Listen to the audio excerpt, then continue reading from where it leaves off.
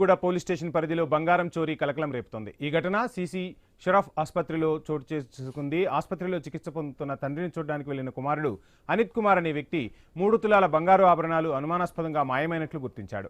ఈ విషయం తెలుసుకున్న బంధువులు తీవ్ర ఆందోళనతో ఆసుపత్రి యాజమాన్యాన్ని నిలదీశారు. పోలీసులకు ఫిర్యాదు చేశారు. పోలీసులు కేసు నమోదు చేసి సీసీటీవీ ఆధారంగా విచారణ చేపట్టారు. ఇది దొంగతనమా లేక అనుకోకుండా పోగొట్టుకున్నారా అనే కోణంలో దర్యాప్తు చేస్తున్నట్లు వెల్లడించారు పోలీసులు.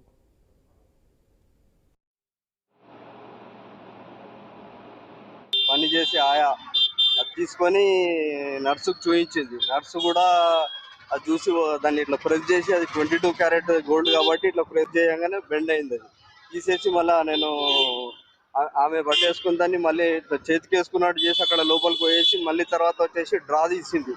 ఆ డ్రాలో నుంచి ఆ డ్రాలో వేసి పెట్టినా అని చెప్పేసి ఆమె చెప్తుంది. ఆ డ్రాలో నుంచి ఇంకొక నర్స్ తీసి బయట పడేస్తా అని చెప్పేసి ఆమె చెప్తున్నది.